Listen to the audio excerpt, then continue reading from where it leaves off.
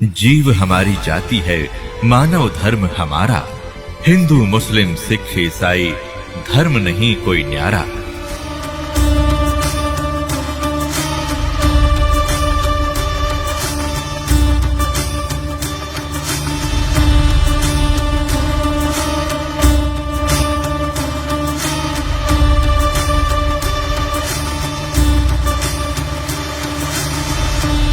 वकालत करते हैं मुसलमान धर्म के प्रवक्ता, मांस खाने की वकालत करते हैं।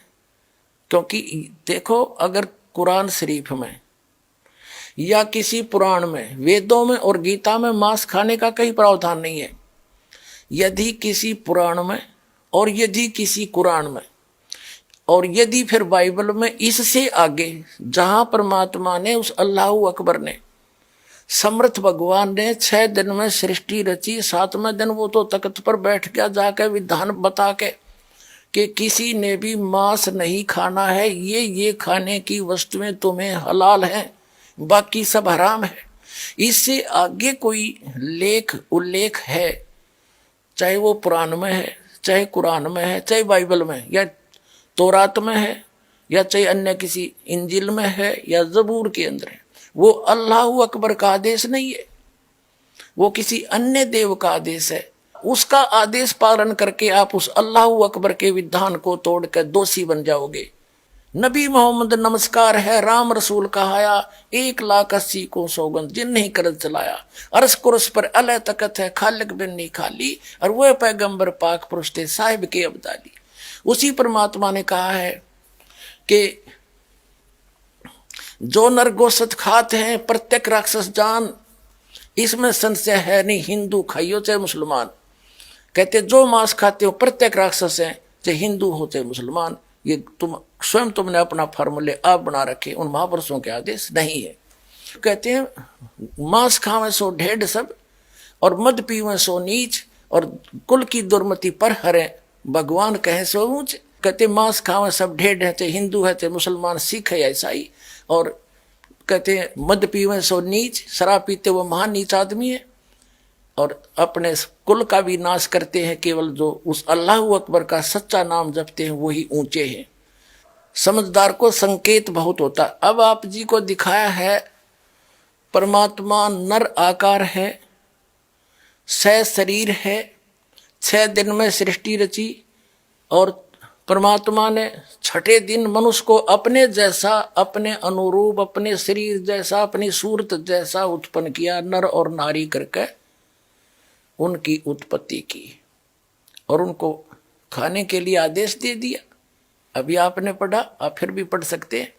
और आगे फिर वो क्या कहता है देखो, और परमेश्वर ने कहा, नर और नारी करके उनकी सृष्टि की, और परमेश्वर ने उनको आशीष दी, उनसे कहा फूलो फलो और पृथ्वी पर भर जाओ, और उसको अपने वश में कर लो, और समुद्र की मछलियों तथा आकाश के पक्षियों और पृथ्वी पर रेंगने वाले जंतुओं पर अधिकार रखो। यानी उनसे, जैसे इंसान ने शेर तक को भी काबू कर लिया, हाथियों को भी बांध लिया, तो इस ऐसे कंट्रोल करने के लिए कहा उन्होंने। आगे देखो, फिर परमेश्वर ने उनसे कहा, यानी मनुष्यों को भी, फिर परमेश्वर ने उनसे कहा कि सुनो, जितने बीज वाले छोटे छोटे पेड़, ये मनुष्यों के लिए आदेश है, सारी पृथ्वी के ऊपर हैं, और जितने वृक्षों में बीज वाले फल हैं, वे सब मैंने तुमको दिए तुम्हारे भोजन के लिए। मनुष्य के लिए उस अल्लाह ताला का आदेश, अल्लाह अकबर जिसने 6 दिन में सृष्टि रची, 7वें दिन तख्त पर जा बैठा, वो है अल्लाह अकबर है। वो अल्लाह कबीर है, वो कंप्लीट गॉड है, वो सर्जनहार है, वो क्रिएटर है। उस क्रिएटर का आदेश नहीं है मांस खाने का मनुष्य को, ये पशु पक्षियों को भी नहीं है। आगे देखो,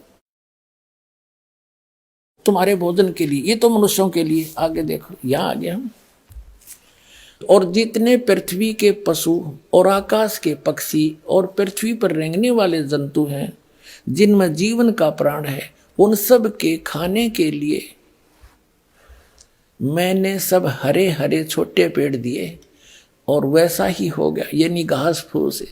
और तब परमेश्वर ने जो कुछ बनाया था वो देखा, तो क्या देखा, वह बहुत अच्छा है। तथा सांझ हुई, फिर भोर हुआ, इस प्रकार ये 6वां दिन हो गया। अब 7वां दिन, यूं आकाश और पृथ्वी और उनकी सारी सेना का बनाना समाप्त हो गया।